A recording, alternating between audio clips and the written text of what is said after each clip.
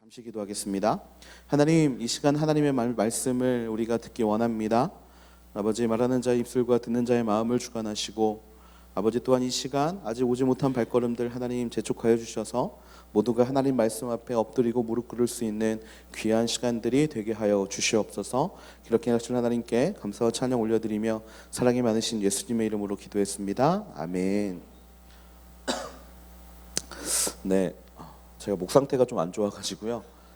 하다가 좀 삑사리가 나면 이해해 주시기를 좀 부탁을 드립니다. 참된 회개의 마지막 시간입니다. 참된 회개에 대해서 그동안 수없이 또 말씀을 함께 나누어 왔는데요. 이 참된 회개에 대해서 같이 나누고 또 말씀으로 봤던 모든 시간들을 통해서 저와 여러분의 마음 가운데 회개의 운동이 일어나게 되기를, 그리고 앞으로도 그 회개를 간절히 바라는 마음으로 살아갈 수 있는 우리 하늘대학부 되기를 주님의 이름으로 축복합니다. 죄와의 싸움이라는 것은요, 단발성 싸움이 아니라 계속해서 이어지는 싸움입니다. 죄를 짓고 회개를 하고 옛사람을 십자가에 못 박고 새롭게 부어주시는 하나님의 영으로 나를 채우면 모든 것이 끝나버리는 그런 일회성 싸움이면 참 좋겠는데 그렇지 못하죠.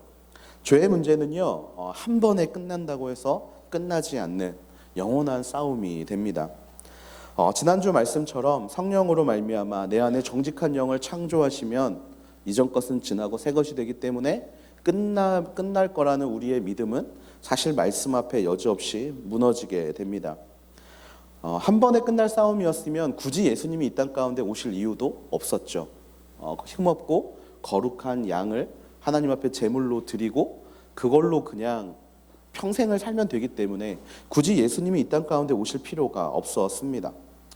우리에게 예수 그리스도의 십자가 사건이 매일 필요한 이유가 바로 여기에 있는 것이죠. 매일이 죄와의 싸움이고 매 순간이 죄와의 전쟁이기 때문에 그렇습니다. 바울은 로마서 7장 21절에서 23절에 우리가 왜 매일 죄와 싸워야 하는지에 대한 이유를 이야기해 주는데요.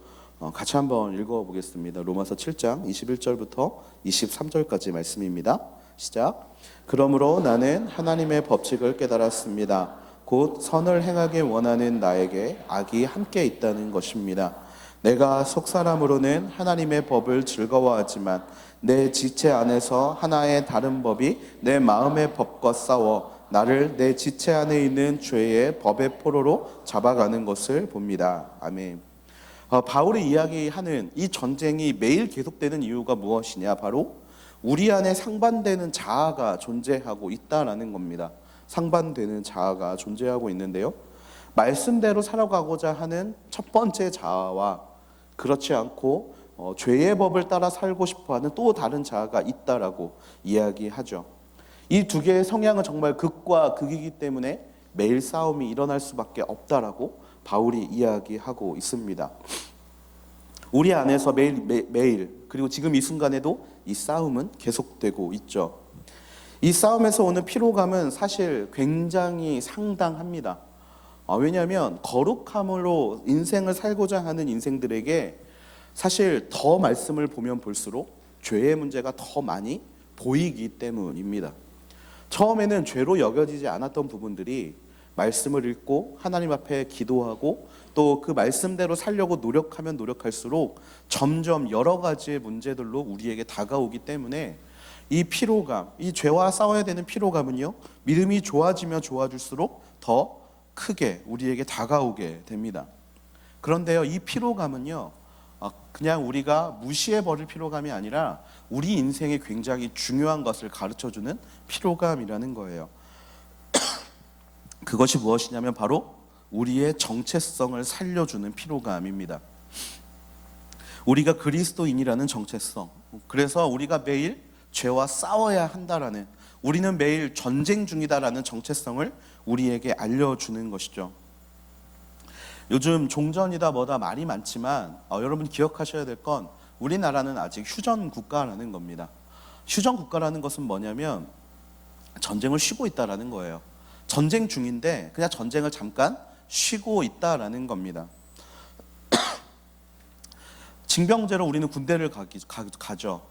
남자들은 국방의 의무가 주어져 있고 그 국방의 의무를 다하기 위해서 우리는 군대라는 곳을 갑니다.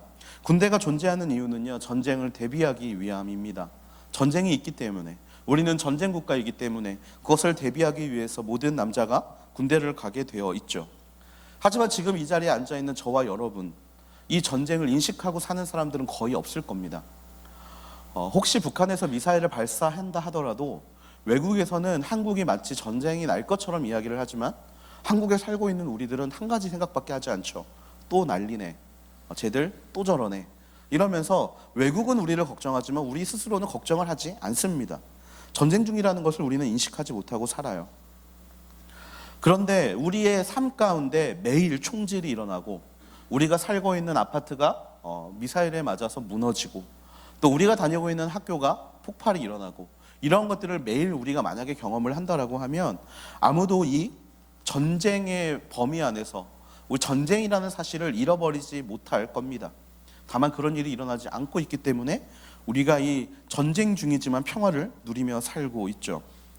그런 의미에서 죄와의 싸움, 매일 되는 이 전쟁과 같은 싸움은요, 우리에게 정체성을 심어준다라는 거예요. 매일 너는 그리스도의 자녀다, 너는 하나님의 자녀다, 너는 죄와의 싸움에서 승리해야 한다. 그리고 항상 우리를 구원해 주신 예수님에 대한 감사함을 우리에게 불러일으킬 수 있다라는 겁니다. 좋은 의미에서 도전을 주고 또 우리의 정체성을 매일 확인하게 해주는 것이죠. 이 그리스도인으로서의 정체성을 가지면 우리는 거룩을 사랑하게 됩니다. 그리고 거룩함을 사랑하는 마음은 내 안에 있는 죄가 더 이상 나를 장악하지 못하도록 스스로 그 마음을 돌이키게 만들죠. 내 속의 죄가 나로 하여금 하나님께 불순종을 이야기하며 나를 장악하려 할 때 그곳에서 벗어나게 해줍니다. 믿는 자에게 있어서 참된 자아는요, 하나입니다. 뭐냐면 죄를 미워하는 존재입니다. 그런데 말씀은 또 하나의 자아에 대해서 이야기를 하죠. 죄의 법을 따르는 자아. 여기서 우리가 명확하게 한 가지만 짚고 넘어가기를 원합니다. 여러분, TV에 보면 한 사람이 갈등을 할 때 한쪽에는 천사가 한쪽에는 악마가 나타나서 이렇게 해야지 저렇게 해야지라고 이야기하는 한 장면들을 여러분은 많이 알고 또 보고 계실 겁니다. 그런데요, 여러분, 진짜 우리의 자아는 한 개입니다. 뭐냐면 말씀을 따라가려는 자아입니다. 적어도 믿는 자에게 참된 자아는 이 한 가지 자아예요. 또 다른 자아는요, 무엇이냐? 바로 죄입니다. 또 다른 자아가 나라고 우리는 이야기합니다. 내 안에 또 다른 내가 이렇게 살으라고 이야기를 하고 있어 라고 우리는 이야기합니다. 하지만요, 말씀에서 말하는 자아는 오직 하나입니다. 하나님을 따르려는 자아. 그러면 또 다른 자아, 죄의 법을 따르게 하는 자아는 무엇입니까? 바로 광명한 천사처럼 위장을 한 사탄 같은, 바로 우리 안에 나로 위장한 죄라는 것입니다. 내 안에 죄가 끊임없이 나의 모습을 빌려서 나에게 이야기하고 있는 거예요. 뭐라고? 우리를 그 길을 따라가라고, 죄 가운데 빠지라고, 죄를 즐거워하라고 이야기를 하고 있다라는 겁니다. 사단의 모습을 한 것도 나이다 보니 우리는 나쁜 것도 나라고 생각하지만 정확히 말하면 그 자아는 내가 아니라 죄라는 사실을 우리가 인정하며 나아갈 때 우리가 이 전쟁에서 지지 않게 된다라는 것이죠. 한마디로 지금 나를 넘어뜨리고 있는 것은 나의 연약함이 아닙니다. 내 연약함으로 우리는 그것을 핑계 삼아 넘어지는 것을 당연한 것이라고 이야기를 하지만 정확히 말하면 내 연약함이 아니라 죄라는 사실을 우리가 기억해야 합니다. 그리고 우리는 이 죄와의 싸움을 죽을 때까지 해야 한다는 것, 단기전이 아니라 장기전이라는 사실을 우리가 기억해야 하죠. 사람의 근육에는요, 지근과 속근이라는 게 있습니다. 지근, 지속적이고 꾸준하게 오랫동안 운동을 지속하게 해주는 게 지근이라면 단기간 힘을 발휘하게 해주는 게 속근이라는 거예요. 우리가 예수 그리스도를 입으로 시인하여 우리의 구주로 여기는 것은 바로 속근입니다. 지금 이 순간 단기적으로 죄의 문제를 해결해 나가는 것, 바로 그것이 바로 영적인 속근인데요. 우리에게 필요한 것은 이 속근도 필요하지만 지근이 필요합니다. 단거리 선수와 장거리 선수가 훈련이 다른 것처럼 우리가 한 번의 구원, 한 번의 죄의 해결만에 목숨 거는 것이 아니라 끝나지 않는 전쟁, 그 가운데에서 영적인 지근을 발달시켜야 하죠. 그에 합당한 영적 근육을 우리는 길러야 합니다. 그 근육을 키워서 싸워야 무너지지 않습니다. 그래서 오늘 말씀은요, 우리에게 그렇게 싸울 수 있는 방법, 계속해서 타락한 몸의 행실을 어떻게 죽일 것이냐에 대해서 이야기해 주고 있습니다. 전제 조건이 하나 있는데요, 이 지속 가능한 영적 전쟁을 하기 위해서 필요한 것이 바로 성령님이에요. 성령님. 그런데 이 성령님을 우리가 받았고 또 성령님을 따라가는 사람이라고 전제하고 오늘의 말씀을 계속해서 이으려고 합니다. 13절 말씀인데요, 13절 말씀 같이 한번 읽어보겠습니다. 시작. 만일 여러분이 육신을 따라 살면 반드시 죽을 것이지만 성령으로 몸의 행실을 죽이면 살 것입니다. 아멘. 육체 행실을 죽이려고 할 때 필요한 것은 성령, 그리고 이 성령으로 우리는 육체를 죽여가야 해요. 그런데 이렇게만 말씀을 마무리하면 여러분들이 그러면 어떻게 해야 하는가에 대한 궁금증이 있을 것입니다. 그래서 그 궁금증에 대해서 이 시간 좀 함께 말하고 싶은데요, 성령에 대한 전제적으로 우리가 알아야 될 게 하나 있어요. 뭐냐면 성령은 받으면 끝인 것이 아니라 성령이 내 안에서 이끌어 가심을 우리는 따라가야 하는 존재라는 겁니다. 그 이야기는 두 가지를 의미하는데요, 첫 번째로 성령은 우리가 하나님을 의지하고 따라갈 수 있도록 도움을 주는 존재지 절대적으로 우리의 머리카락을 끌고 또는 우리의 멱살을 잡고 끌고 가는 존재가 아니라는 거예요. 우리의 자유의지로 성령의 인도하심을 인정하는 인생이 바로 하나님을 따라가는 인생, 성령님의 이끄심을 따라가는 인생이라는 겁니다. 우리가 기도할 때 뭐라고 기도합니까? 성령님 의지합니다, 이끌어 주십시오. 그게 바로 성령님의 속성이라는 거예요. 성령의 내주하심을 경험하는 자들은요, 몸의 행실을 죽일 준비가 이미 되어 있는 겁니다. 그러면 이제 어떻게 죽이는가에 대해서 두 가지로 여러분과 함께 나누고 싶은데요, 첫 번째, 죄에 대한 저항이 있어야 합니다. 그런데 그냥 저항이 아니라 무자비한 저항이 있어야 합니다. 성령이 우리 안에 임재하시면 우리에겐 변화가 일어나요. 성령의 법을 깨닫게 됩니다. 그리고 그 법을 깨달음과 동시에 거룩한 삶을 살고 싶어하는 우리의 진짜 자아가 우리 안에서 고개를 들게 됩니다. 이때 성령이 우리 안에서 하시는 일이 있는데요, 요한복음 16장 8절에 보면 이렇게 이야기하고 있어요. 보혜사가 오시면 죄에 대해서, 의에 대해서, 심판에 대해서 세상을 책망하실 것입니다. 성령님을 우리 안에 오시면 우리 안에 죄의 문제를 책망하신다라고 이야기합니다. 죄에 대한 책망이 무엇입니까? 먼저 죄가 무엇인지를 깨닫게 하시고, 그리고 이 죄가 무엇인지 깨닫고 난 이후에 나의 모습을 돌아보게 만드신다라는 거예요. 깨닫게 하시고 돌아보게 하시고, 그렇기에 성도들은 무엇이 죄인지 깨닫게 되고 민감하게 반응을 할 수 있다라는 겁니다. 민감하게 반응하게 된다라는 거예요. 죄에 대해 힘들어하게 된다라는 겁니다. 이 모습이 우리에겐 예배의 자리, 큐티의 자리, 또 말씀을 읽는 자리에서 찔림이라는 단어로 나타나게 됩니다. 말씀을 읽는데 마음이 찔립니다. 말씀을 묵상하는데 마음이 찔려요. 왠지 지금 이렇게 살면 안 될 것 같은 마음이 내 자리에 자리 잡는 것은 바로 성령님이 하시는 일입니다. 사랑하는 아들아, 사랑하는 딸아, 일어나라, 깨어라, 지금 너의 마음의 찔림대로 행하여라. 그렇게 성령님은 우리에게 말씀하고 계세요. 그런데 말씀을 들을 때 묵직한 돌 같은 게 또는 바늘 같은 게 나를 찌르는 것 같은데 우리의 마음은 어떻습니까? 그냥 답답해서 뛰쳐나가고 싶습니다. 듣고 싶지 않습니다. 그냥 매번 엄마가 하는 잔소리처럼 말씀이 잔소리같이 느껴져서 이 자리를 벗어나고 싶습니다. 뻔한 말만 하는 것 같고 똑같은 말만 하는 것 같고, 그래서 듣기가 짜증나고 싫어집니다. 여러분, 이 상황은요, 말씀을 듣고 말씀을 읽다가 생기는 이러한 상황은 그냥 생기는 게 아닙니다. 성령님이 말씀해 주시는 거예요. 들어라, 깨달아라, 지금 너에게 주시는 하나님의 말씀이다 라는 것을 알려주시는 거예요. 그런데 내 자아의 모습으로 숨어있는 죄가 그것을 받아들이지 못하게 하는 겁니다. 야, 나가, 듣지 마, 깨닫지 마. 그리고 왜 이런 이야기 들으면서 왜 살아? 그냥 편하게 살아, 네 마음대로 살아, 끊임없이 이야기하는 거예요. 죄가 그것을 듣기 싫어하기 때문에 우리는 그 자리를 피하려고 하고 딴 생각을 하고, 그리고 말씀이 아닌 다른 것들을 쫓아간다라는 겁니다. 성령님이 오시면 죄에 대해 민감하게 반응하게 되고 피하고 싶어지는 이 순간, 여러분, 이 순간이 바로 죄에 대한 저항의 시작입니다.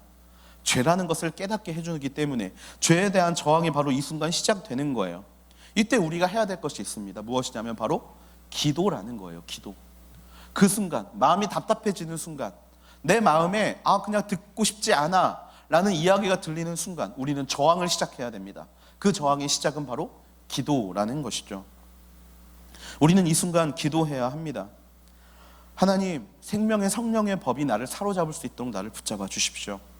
하나님, 피하고 도망치려는 내 죄의 모습을 버리게 하시고 이 순간 하나님께 순종할 수 있게 하여 주시옵소서라고 우리는 하나님 앞에 기도해야 합니다. 내 안에 죄를 명확히 알게 하시고 당당히 맞설 수 있는 믿음의 자녀가 바로 내가 되게 해달라고 하나님 앞에 기도로 이 죄의 저항을 시작해야 합니다. 그리고 이때부터 이제 싸움이 시작이 되는 겁니다. 기도하셨다면 이제 맞서 싸워야 합니다. 숨겨져 있던 죄악이 발견이 됩니다. 그러면 이것을 무찔러야 되는데요. 무찌르기 위해서 해야 될 것은 바로 결단이라는 거예요. 결단. 하나님, 이제 이렇게 살지 않겠습니다. 하나님, 내가 이것을 죄라고 여겼으면 더 이상 그 죄에 휘둘리는 인생이 되지 않겠습니다 라고 이야기해야 돼요. 제가 죄에 대한 저항을 이야기하면서 무자비한 저항이라고 말씀드린 이유는 여기에 있습니다. 우리는 타협합니다. 우리는 때로는 이 습관이라는 것을 가지고 습관적으로 짓는 죄악을 하나님 앞에 타협할 때가 많습니다. 하나님, 10번 했으면 이제 4번만 할게요. 하나님, 이만큼 100%까지는 내가 못하겠는데 한 10%, 20%만 남겨놓고 나머지 거 다 하나님 앞에 할게요 라고 이야기해요. 하지만 죄는 그렇게 쓰러뜨리는 게 아닙니다. 타협하지 않는 겁니다. 이를 봐주지 않는 거예요. 결단했으면 뽑아버려야 합니다. 이 문제가 나에게 있어서 죄의 문제라고 여겨지면 즉시 멈추어야 하는 것이죠. 뿌리까지 뽑아야 합니다. 조금이라도 내 안에 자리 잡게 못하도록 이것이 죄라고 인식되는 순간 고백해야 합니다. 하나님, 죄된 인생으로 살지 않겠습니다. 하나님, 이 죄를 내가 의지하지 않겠습니다. 지금 즉시 그 죄에서 돌아오겠습니다 라고 기도해야 합니다. 그렇지 않으면 우리 안에 죄가 습관처럼 남아버리게 된다라는 거예요. 여러분, 지난주 말씀에 나단이 다윗에게 이것이 죄라고 이야기를 했습니다. 죄라고 이야기했을 때, 밧세바를 범한 건 죄다, 우리아를 죽인 게 죄다라고 이야기했을 때 바울의 첫 번째 행동이 어떤 행동이었습니까? 그 순간 그것이 죄임을 선포했습니다. 나는 죄를 짓기 위해 태어난 존재군요. 나는 모태에서부터 죄에 빠진 존재였군요. 이제 그 죄에서 하나님 나를 도우시고 건져 주십시오. 상한 나의 이 영혼의 제사를 하나님 받아 주십시오 라고 고백을 하지 않았습니까? 마찬가지입니다. 우리도 다윗과 동일하게 죄의 문제 앞에서 철저하게 저항을 해야 한다라는 거예요. 이 저항이 시작되는 순간 우리 안에 뭐가 일어나게 되냐면 파괴가 일어납니다. 파괴가 일어나요. 평범했던 삶에 풍랑이 몰려옵니다. 잔잔했던 바다에 물결이 치기 시작합니다. 파괴가 시작되고 있는 거예요. 그동안 나의 습관으로 평범하게, 그리고 내가 그냥 평범하게 살아왔던 지난 날들에 대한 파괴가 그때부터 시작이 됩니다.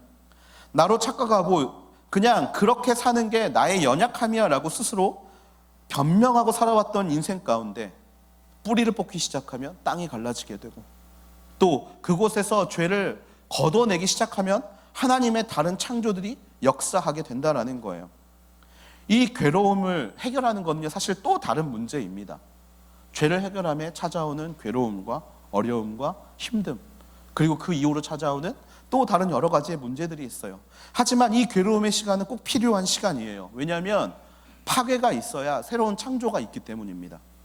지난날의 나의 모습을 철저히 끊어버리는 것이 있어야 또 다른 내일에 하나님의 역사하심이 일어날 수 있기 때문이에요. 지난주에도 말씀드렸지만 우리는 우리 안의 속사람을 리모델링하는 존재가 아닙니다. 리모델링해서는 안 됩니다. 우리는 지금 리모델링을 이야기를 하고 있는 게 아니라 신축을 이야기하고 있는 거예요. 죄의 문제를 뿌리 뽑으면 그것만 고쳤으면 되지가 아니라 그곳에 새로운 속사람이 나타날 수 있도록, 새로운 속사람이 창조될 수 있도록 우리는 새 창조에 대한 이야기를 해야 합니다.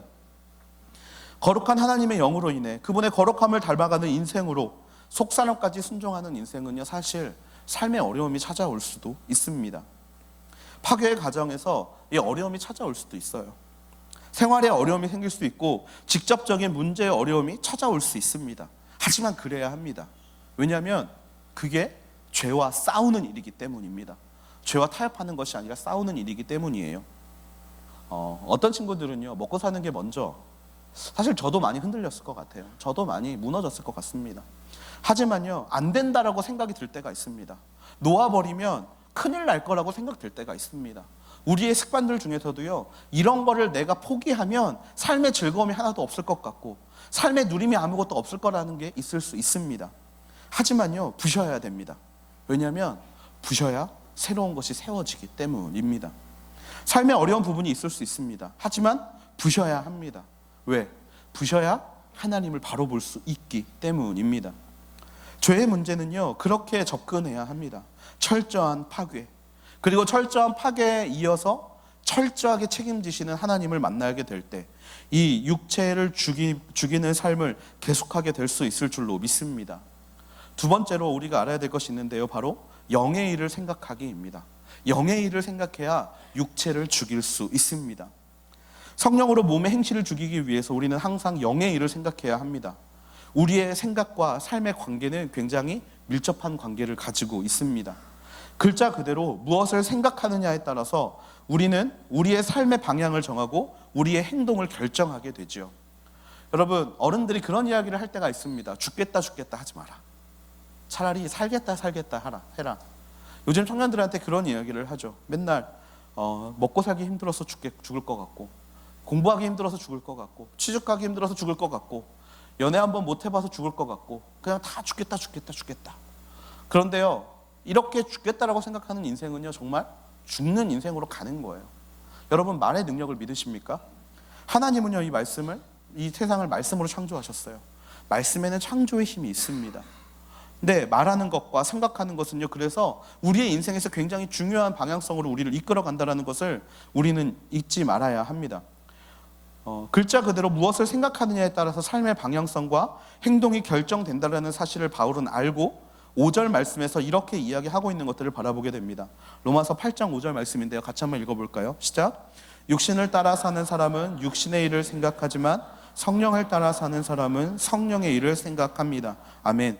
바꿔서 말하면요, 육신의 일을 생각하는 사람은 육신을 따라 사는 사람이고 영의 일을 생각하는 사람은 영을 따라 사는 사람이다라고 우리가 볼 수 있죠. 몸의 행실을 죽일 수 있는 두 번째 방법이 바로 여기에 있는 겁니다. 바로 영의 일을 생각하는 겁니다. 영을 따라가는 겁니다. 우리의 생각을 성령이 주목하는 것으로 채우는 겁니다. 바울은 성령의 일을 생각하는 사람이 있는 반면에 육신의 일만을 생각하는 사람들이 있다라고 이야기하죠.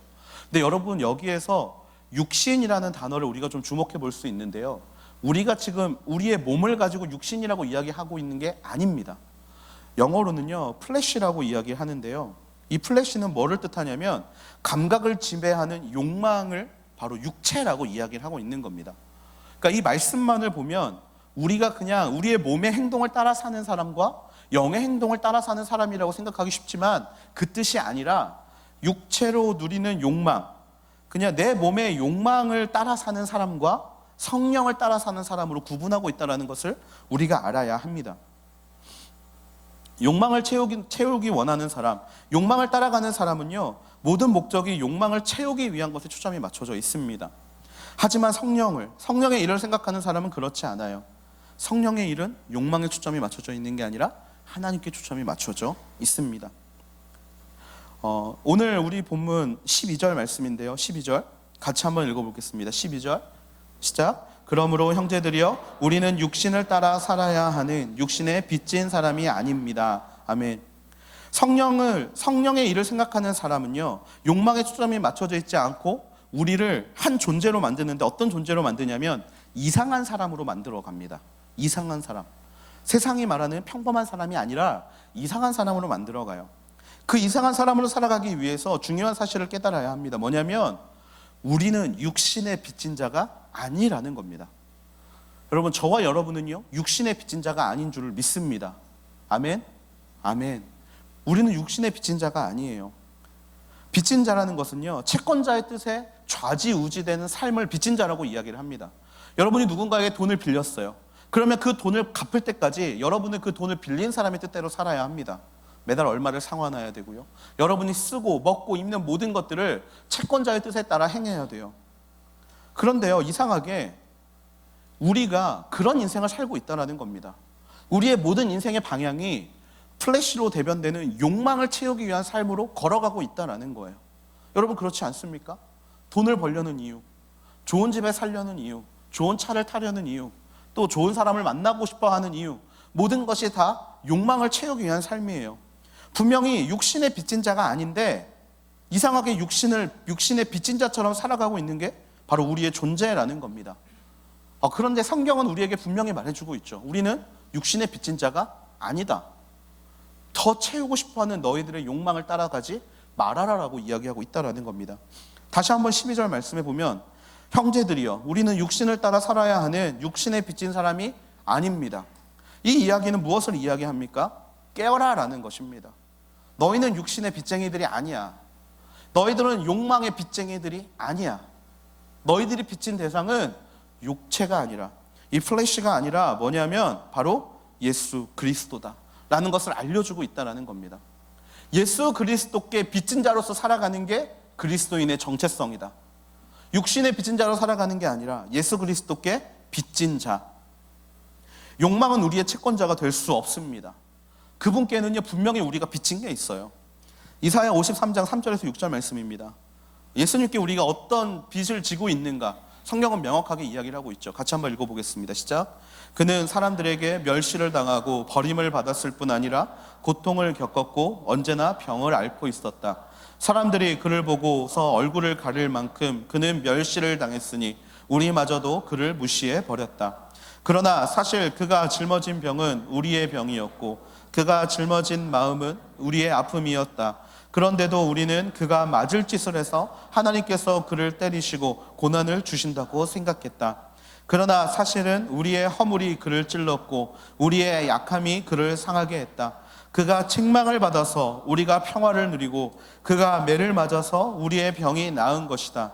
우리는 모두 양처럼 길을 잃고 제각각 자기 길로 흩어져 가버렸지만 여호와께서는 우리 모두의 죄악을 그에게 지우셨다. 아멘. 분명한 건 우리가 예수 그리스도께 빚을 지고 있다는 사실입니다. 우리가 멀쩡하게 살 수 있는 이유는 그분께서 우리의 죄를 담당하셨기 때문에, 우리가 아프지 않는 이유는 그분이 우리의 아픔을 감당하고 계시기 때문이라는 거예요. 그분의 도우심으로 죽을 수밖에 없는 우리가 살아날 수 있었다라는 겁니다. 여러분 기억해야 합니다. 우리는 육신의 빚진 자가 아니라 하나님께 빚진 자입니다. 우리는 욕망의 빚진 자가 아니라 하나님께 빚진 자입니다. 여러분 그 사실을 잊지 않고 나아갈 때 우리가 이 성령의 생각을 할 수 있게 된다라는 거예요. 여러분 욕망의 빚진 자로 살아가면 안 됩니다. 왜 더 누리려고 합니까? 왜 지금보다 더 많은 것을 가지려고 합니까? 왜 지금보다 더 편한 것을 추구하고 왜 지금보다 더 좋은 것을 누리기를 원하십니까? 정작 우리가 빚진 건 예수 그리스도인데 왜 지금 만족하지 못합니까? 왜 지금 즐거워하지 못합니까? 왜 욕망의 빚진 자가 되어서 욕망이 채우라는 것들을 채우면서 살아갈 수밖에 없습니까? 여러분 다시 한번 명확하게 생각하셔야 합니다. 우리는 육신의 빚진 자가 아닙니다. 우리는 하나님께 빚진 자입니다. 빚을 졌는데 우리는 하나님께 이렇게 이야기를 합니다. 하나님을 믿으니까 정당한 몫을 나한테 허락해 주세요. 이 정도는 해줘야 되는 거 아닙니까? 아니 이 정도는 하나님께서 책임져 주셔야 되는 거 아닙니까? 라고 우리가 이야기합니다. 축복해 주세요. 하나님 남이 받지 못한 거 나는 누릴 수 있고 가질 수 있도록 축복해 주세요. 우리는 그렇게 우리의 채권자이신 하나님 앞에 도리어 하나님이 우리에게 빚진 자처럼 행동하고 있다라는 거예요. 그런데 그것은요 그리스도께 빚진 자가 아니라 욕망의 빚진 자의 모습입니다. 여러분 우리는요 이런 욕망의 빚진 자로의 모습과 매일 싸워야 합니다. 현대시대에 지성가를 꼽자면 많은 분들이 이분을 꼽습니다. 이어령 선생님이라는 분인데요. 수많은 책들을 쓰셨고 문화부 장관도 하셨고 또 수많은 지성인들의 멘토 역할을 잘 많이 감당하신 분이십니다. 그런데 한 기자가 이 분을 찾아가서 이렇게 이야기를 했어요. 이어령 선생님의 지성에 대해서 극찬을 하고 이 선생님의 가르침이 이 세상을 울리는 정말 경종과 같은 거다. 선생님의 지성을 찬양했을 때 이 이어령 선생님이 이렇게 대답을 합니다. 매일 아침 창을 열면 차가워진 산소가 내 폐 깊숙이 들어옵니다. 이 한 호흡이 얼마나 큰 은혜가 있는지 나는 느낍니다. 지성의 종착점은 바로 영성입니다. 지성은 자기가 한 것이지만 영성은 오로지 받았다라는 깨달음입니다. 죽음의 형상이 검은 옷을 입은 저승사자로 올지 온갖 튜브를 휘감은 침상의 환자로 올지 나는 모릅니다. 내가 느끼는 죽음은 마른 대지를 적시는 소낙비나 조용히 떨어지는 단풍잎이에요. 겨울이 오고 있구나. 그것이 계절처럼 오고 있구나. 그러니 내가 받았던 빛나는 선물을 나는 돌려주려고 합니다. 침대에서 일어나 눈 맞추던 식구들, 정원에 울던 새들, 어김없이 피던 꽃들, 원래 내 것이 아니었으니 돌려보내요. 한국말이 얼마나 아름다워요. 죽는다고 하지 않고 돌아간다라고 합니다. 애초에 있던 그 자리로 나는 돌아갑니다. 지성도 마찬가지, 내가 누리는 것이 아니라 하나님께서 내게 주신 선물이기에 이것도 그냥 여러분들에게 돌려드리려 합니다 라고 이야기를 합니다. 큰 울림이 있는 말이죠. 여러분, 성령의 생각이 바로 있는 것이 여기에 있습니다. 뭐냐면 여러분, 성령의 생각의 단서는 바로 선물이라는 겁니다. 선물. 우리가 왜 매일 죄와 싸워야 됩니까? 죄와 싸워야 되는 우리의 모습을 예수님께 선물로 받았기 때문입니다. 여러분, 오늘 하루 왜 이렇게 치열하게 살아가고 계십니까? 오늘 하루를 살게 하시는 하나님의 은혜가 저와 여러분에게 선물로 주어졌기 때문입니다. 여러분, 왜 하루에 3시간씩 자가면서, 하루에 4시간씩 자가면서 남들처럼 놀고 싶은 거 놀지 않고 사고 싶은 거 사지 않고 왜 그렇게 열심히 삶을 살아가십니까? 아니, 한 발짝 더 나가서 여러분, 남들은 좀 더 쉬고 좀 더 눕고 좀 더 즐기는 시간에 왜 리더십을 섬기고 왜 다른 이들을 섬기고 돌보며 살아가십니까? 하나님의 오늘의 시간을 우리에게 선물로 주셨기 때문 아닙니까? 생명의 성령의 생각이 바로 여기에 있다라는 겁니다. 오늘 우리는 당연하게 이 하루를 살고 있지만 이 하루는 예수께서 주신 선물임을 우리가 기억할 때 성령의 생각을 따라갈 수 있다라는 겁니다. 선물을 주신 목적을 우리는 깨달아야 합니다. 여러분, 선물을 받으셔서 기쁘셨습니까? 그러면 그 선물은 나 혼자 가지고 있는 게 아니라 누군가에게 주어야 하는 선물입니다. 이 이어령 씨의 말처럼 하나님이 내게 지성이라는 선물을 주셨는데 그 지성이라는 선물이 나를 드러내는 도구로 사용되는 것이 아니라 다른 사람들에게 돌려주는, 삶의 깨달음을 돌려주는 도구로 사용되는 것을 즐거워하셨던 모습처럼 우리 안에도 그와 동일한 즐거움이 있어야 합니다. 예수님은요, 그 주는 즐거움을 뭐라고 표현하셨느냐? 사랑이라고 표현하셨습니다. 사랑. 내가 너희를 사랑한 것 같이 너희도 서로 사랑하라. 성령의 생각은 사랑입니다. 사랑의 포커스를 맞출 때 비로소 죄의 문제에서 우리가 탈출할 수 있다는 거예요. 나를 향한 사랑이 아닙니다. 자기 애가 아닙니다. 이웃을 사랑하고 예수님을 사랑하고 하나님을 사랑하는 마음, 바로 그 사랑하는 마음이 성령의 방향성이라는 거예요. 예수님이 우리를 사랑하셨듯이 그 사랑의 포커스를 맞추어 살아가는 인생, 그것이 육체를 죽이는 일이고 죄와의 전쟁에서 승리하는 일인 줄을 믿습니다. 말씀을 마무리하려고 합니다. 그리스도의 사역의 초점은요, 이 땅에는 우리가 죄와의 싸움에서 승리하기를 바라는 것에 초점이 맞춰져 있었습니다. 거룩을 알게 하셨고 죄가 무엇인지 알게 하셨고 진정한 율법이 무엇인지 예수님은 그의 삶을 통하여 우리에게 깨닫게 해주셨습니다. 우리가 죄와의 전쟁에서 항상 승리하기를 바라셨고 그것을 위하여 돕는 영이신 보혜사 성령님을 저와 여러분의 인생 가운데 허락하셨습니다. 참된 회개에 관한 말씀은 오늘로 마무리됩니다. 7주 동안 참된 회개에 대해서 우리가 이야기를 했어요. 마지막으로 우리가 한 가지만 기억하기를 원합니다. 죄와의 전쟁에서 승리하는 것은 하나님이 기뻐하시는 일이라는 것입니다. 그 거룩의 자리를 함께 살아갈 수 있는 저와 여러분이 되기를 주님의 이름으로 축복합니다. 우리가 죄로 물든 습관으로부터 단호하게 돌아서고 하나님의 철저한 거룩으로의 파괴를 우리의 심령 가운데 일으킬 때 그리스도의 은혜와 사랑에 빚진 마음으로 예수 그리스도께서 주시는 선물을 가지고 기쁘게 인생을 살아갈 때 그 길에 하나님이 분명히 우리와 함께 하실 것이고 우리에게 정죄함이 없게 하시며 우리를 당신의 자녀로 아름답게 삼아 주실 줄로 믿습니다. 우리 시간 그것을 믿으며 그 길에 함께 동참할 수 있는 저와 여러분이 되기를 주님의 이름으로 간절히 축복합니다. 우리 시간 좀 같이 기도하면 좋겠는데요. 우리 시간에 먼저 기도할 때 이렇게 기도하기를 원합니다. 하나님, 말씀을 읽을 때 또 하나님 앞에 기도할 때 아버지 또 큐티를 할 때 예배를 드릴 때 아버지 우리 안에 하나님의 거룩한 찔림이 있게 하여 주시옵소서. 아버지 하나님, 내 마음에 아버지, 내가 판단하지 못하는 아버지 그런 정말 내 마음에 불타는 마음, 또 내 마음을 거슬리게 하는 마음들, 아버지 돌덩이와 같은 것이 내 마음을 사로잡고 있을 때 아버지 그때 기도하는 믿음의 자녀들이 되게 하여 주시옵소서. 아버지, 이 죄와의 싸움에서 철저히 이 죄의 문제를 파악하고 해결하게 되기를 원합니다.